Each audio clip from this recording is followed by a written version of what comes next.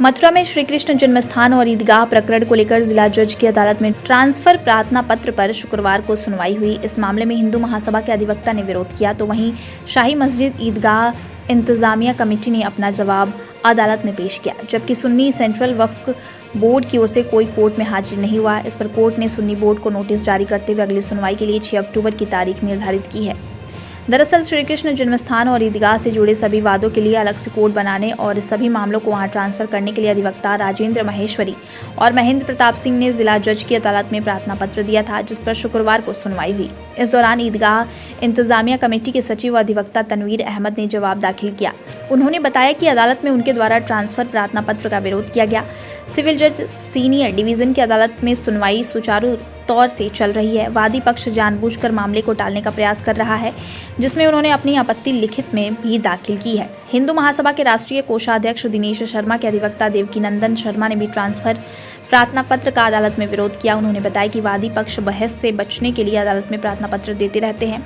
वहीं वादी पक्ष के अधिवक्ता राजेंद्र महेश्वरी और महेंद्र प्रताप सिंह ने बताया कि ईदगाह कमेटी के दाखिल जवाब का काउंटर अदालत में पेश किया जाएगा। सुन्नी सेंट्रल वक्फ बोर्ड को नोटिस भेजा जाएगा। महेंद्र प्रताप सिंह ने बताया कि यह मामला आस्था से जुड़ा है, इसलिए इसके लिए अलग कोर्ट बने और उसमें सुनवाई हो ताकि मामले का निस्तारण जल्द से जल्द हो सके। एक मुकदमे में उन्होंने टीए प्रार्थना पत्र लगाया था, जनपद न्यायाधीश मथुरा में इसकी सुनवाई होनी थी। हमारी तरफ से इसमें आपत्ति अपनी दाखिल कर दी है और एक अन्य पार्टी ने इसमें पार्टी बनने की दरख्वास्त भी लगाई है।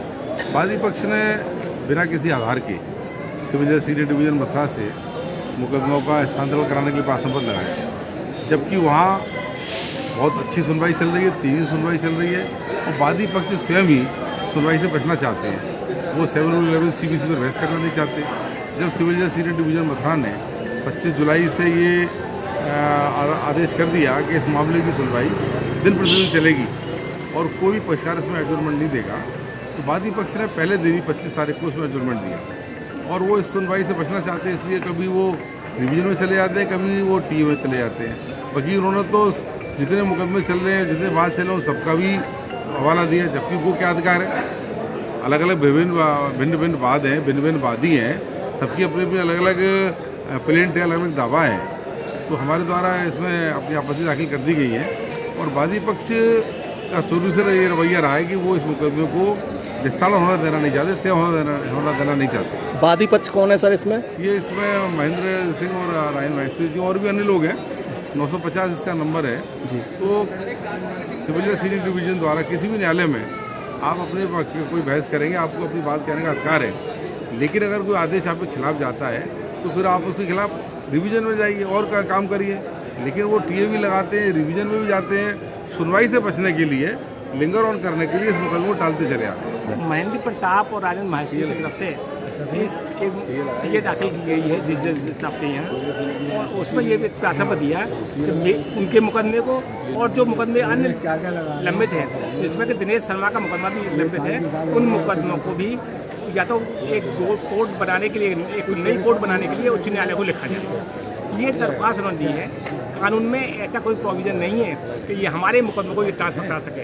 हमने इस मुकदमे में पार्टी ने एक दरख्वास्त दी है, उस पर उन्होंने आज ऐसा दाखिल किए हैं, उस पर उन्होंने ऐसा दाखिल किए हैं। हमारा कहना ये है कि ज़्यादा से ज़्यादा अगर कोई ग्राउंड बनता है तो आप अपने मुकदमे को ट्रांसफर करा सकते हैं, हमारे मुकदमे को ट्रांसफर नहीं कर सकते। हमारे मुकदमे को ट्रांसफर करने का आपको कोई अधिकार नहीं है और ये दरख्वास्त है, ये केवल अपना पॉपुलरिटी लेने के लिए दायर की गई है। इसमें कोई दम नहीं है, क्योंकि CPC में ऐसा कोई प्रोविजन नहीं है कि आप दूसरे मुकदमे को ट्रांसफर करा सकें।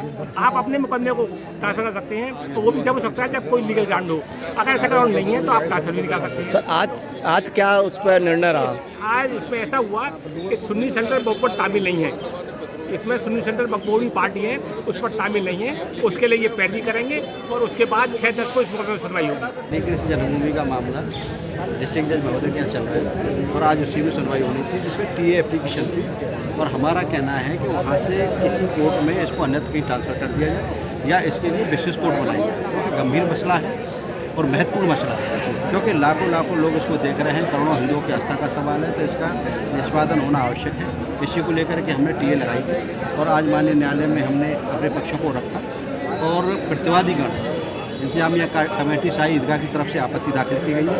उस आपत्ति का जवाब हम 6-10 में दाखिल करेंगे और हमारा ये कहना है कि इस केस का तुरंत निस्तारित होना आवश्यक है। लोगों की आस्था इससे जुड़ी है, लोग इसको बड़ी आशा के साथ देख रहे हैं क्योंकि ये जन्मभूमि का मामला है, हिंदू आस्था का मामला है। तो इसी को लेकर के हमने ट्रांसफर एप्लीकेशन लगाई थी, माननीय न्यायालय के द्वारा 6-10 अग्रिम तारीख निर्धारित कर दी।